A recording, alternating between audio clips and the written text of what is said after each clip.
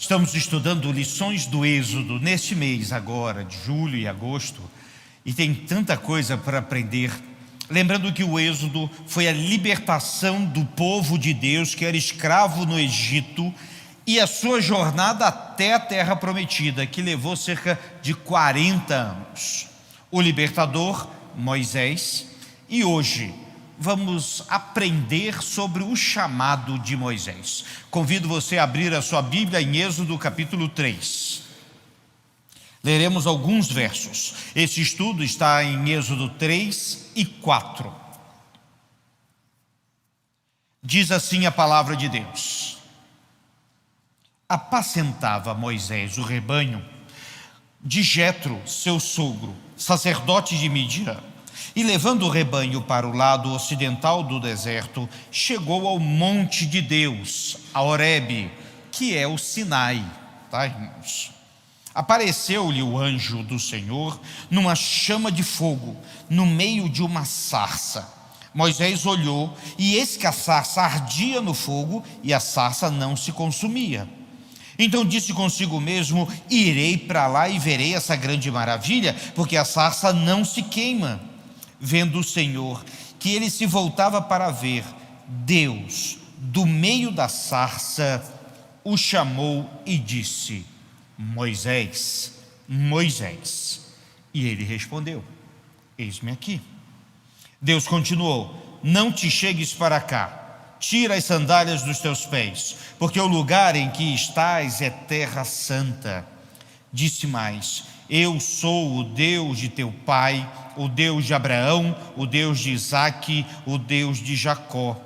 Moisés escondeu o rosto porque temeu olhar para Deus.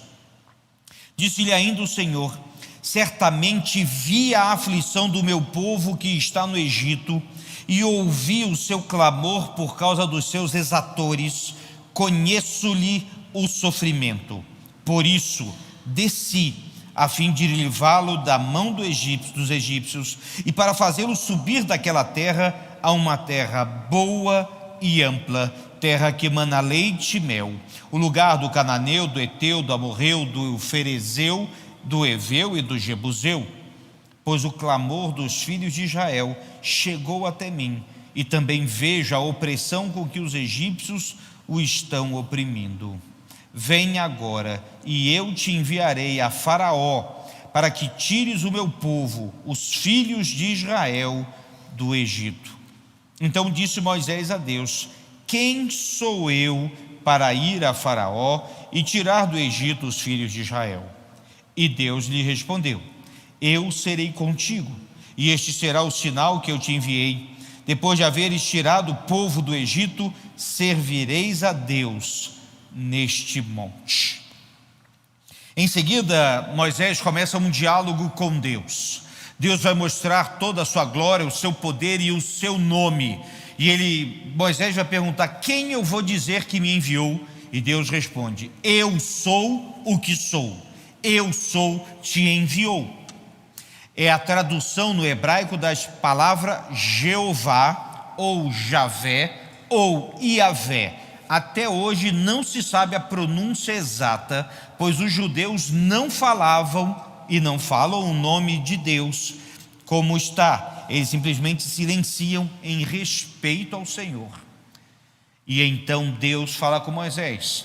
Moisés ainda questiona, discute. Ele vai dizer: eu não sei falar, eu sou pesado de língua. No que alguns dizem que se ele era gago ou tinha alguma deficiência. Deus então encaminha Arão, seu irmão, não, chama Arão, e Arão vai falar por ti. Ele ainda: como é que eu vou chegar no Faraó? E Deus vai então pedir que Moisés pegue a sua vara, jogue no chão, a vara vai se tornar uma cobra. Ou ainda colocar a sua mão no peito, e quando tirar a mão está leprosa, e depois mais uma vez enfia e ela está curada. E outros sinais que Deus havia de falar a ele. O chamado de Moisés, ele é muito importante para nós entendermos como Deus também chama hoje cada um de nós aqui. E você também é um chamado. Eu separei algumas perguntas para nos guiar. Primeira delas: por que Moisés? Por que Moisés? Por que Deus chamaria um senhor de 80 anos, fugitivo, que estava praticamente escondido lá por aquelas terras, que não tinha um empreendimento próprio e trabalhava para o seu sogro, que tinha as suas crises pessoais, tinha um problema na fala? O que mais que a gente pode falar de Moisés? Por que Moisés? É interessante a gente pensar nessa perspectiva. Sabe por quê? Porque muitas vezes nós colocamos os nossos defeitos, falhas e situações como impedimento para a nossa dedicação ao Senhor. Mas olha o que Deus faz. Moisés, por outro lado, era um homem de dois mundos. Ele era judeu, filho de Arão e Joquebede, mas foi criado na corte egípcia pela filha do faraó. Com seus pais judeus, ele aprendeu as histórias de Deus, a palavra de Deus, o hebraico que ele falava. Com os egípcios, Moisés aprendeu sobre logística, porque isso era ensinado nas escolas egípcias, o que significava onde colocar as coisas, como manter o alimento, e a questão de alimento, armazenamento e distribuição era fundamental, como é hoje inclusive. Moisés aprendeu isso. Moisés aprendeu também a escrita e as diversas formas de escrita egípcia que tinha. Provavelmente ele aprendeu outras línguas, além de artes militares, também comum naquela época. Foi educado nas melhores escolas possíveis. Além disso, Moisés viveu seus primeiros 40 anos aprendendo. Pecou, e pecou feio, porque matou uma pessoa. Embora matou defendendo um dos seus, mas matou e foi perseguido por isso. Ele fugiu e quis sumir por 40 anos. Literalmente, Moisés não queria ser achado. E foi para uma terra longe. Lá ele encontrou sua esposa e seu sogro, com quem trabalhou. Aprendeu a lidar com o deserto e viveu 40 anos no deserto sendo pastor de ovelhas. Outra coisa fundamental que a gente não pode esquecer: esses 40 anos no deserto, cuidando de ovelhas, ensinou Moisés a lidar com o deserto do Oriente Médio. Que às vezes a gente tem uma impressão que o deserto do Oriente Médio é só areia, e não é assim. Na realidade tem pequenos arbustos, há muitos oásis, há muitos lugares onde você vai alimentar, cuidar do gado e tudo mais. Moisés aprendeu a lidar com isso. Envolve vida, envolve água, animais e desafios. Moisés também teve família, filhos. Aprendeu com seu sogro a cultuar, pois seu sogro era sacerdote de Midian. Aprendeu a pastorear, tinha rebanhos, e depois a administrar. Porque quando começou a jornada, o seu sogro foi encontrar com Moisés e deu uma orientação que até hoje é utilizada em administração de empresas, inclusive, sobre divisão de grupos e tarefas. Jétro foi esse sogro tão importante na vida de Moisés. Por que Moisés? Porque Deus usa pessoas que queiram se colocar nas mãos de Deus. Veja, você pode questionar, você pode até não acreditar em si mesmo, mas é interessante, quando a gente se coloca diante de Deus, as coisas vão acontecer. E Moisés foi chamado e fez um trabalho extraordinário, digamos assim. Por que naqueles dias o povo ficou 430 anos no Egito? 430 anos. Se você ler o livro de Gênesis, ele começa assim: no princípio criou Deus os céus e a terra, e termina da seguinte forma: num caixão no Egito. Que interessante isso. Jacó então vai com toda a sua família nos tempos de José, ali para o Egito, onde são acolhidos e vão viver lá para se alimentar, havia alimento. A família e os judeus cresceram muitos, em milhares e milhares. E enfim, 430 anos. Por que naqueles dias? Primeiro que o clamor do povo subiu aos céus. Temos falado aqui que Deus, Ele atura os maus, mas não por muito tempo. E Deus ouve sim o clamor do seu povo. E aqui Ele está atendendo a este clamor. Deus também aguardava a plenitude dos tempos naquelas condições. Eu sei que o nosso tempo é meio urgente. Há um desespero pessoal de cada um de nós. Quem tem problema com dinheiro, por exemplo, pede: Senhor, eu preciso resolver isso hoje. Quem tem um problema de saúde, da mesma forma. Quem está escravo de um outro povo, também. Mas Deus sabe o tempo exato. Outra coisa curiosa, isso alguns especialistas dizem, era necessário um certo número de pessoas para que fosse, até essa expressão eu achei curiosa, uma nação viável. Porque precisava de um certo número de pessoas para que a nação ela fosse constituída. Era preciso ali também pessoas que Deus colocou. Foi Moisés, Arão, Miriam, foi Josué, Calebe, foi Bezalel, aquele que fez a arca da aliança e todos os utensílios do templo. Foram aqueles homens e mulheres. Finalmente, foi naqueles dias, porque era o plano e a vontade do nosso Deus. Por que uma sarça ardente? E aqui é algo extraordinário, que a sarça é um pequeno arbusto. Você pode pensar assim: por que Deus não colocou um carvalho ou uma sequoia de 40 metros de altura pegando fogo? Um arbusto espinhoso, comum naquela região. Era um pezinho de planta. Mas ela pegava fogo e não se consumia. É claro que isso é demonstração do poder sobrenatural de Deus, obviamente. Também é a representação do povo de Deus. Pessoas simples e comuns, às vezes espinhosos, mas que nas mãos de Deus fazem algo extraordinário. Deus transforma coisas simples e desprezadas em algo extraordinário.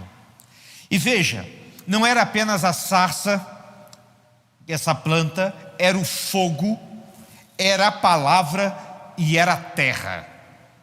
A sarça, como eu falei, desse pequeno arbusto, pequeno e espinhosa.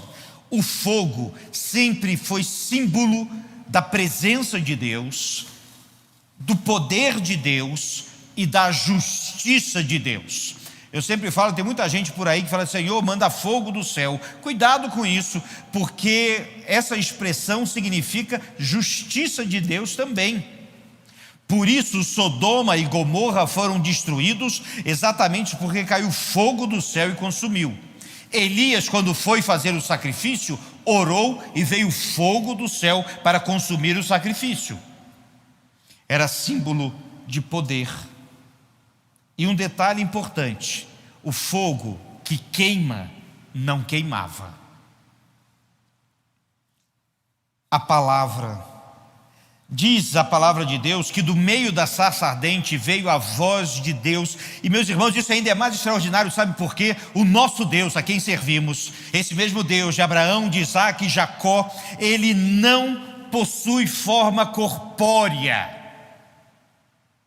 Ele não é como os outros deuses daquela época e hoje também, em que as pessoas querem fazer um rosto, um jeito, uma forma para tocar. A expressão correta teológica, o nosso Deus é intangível.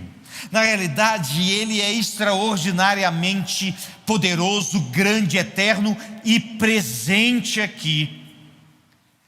Mas agora a sua palavra vai ao encontro de Moisés. Ele vai dizer quem é, o seu nome, poderoso nome, nome exaltado.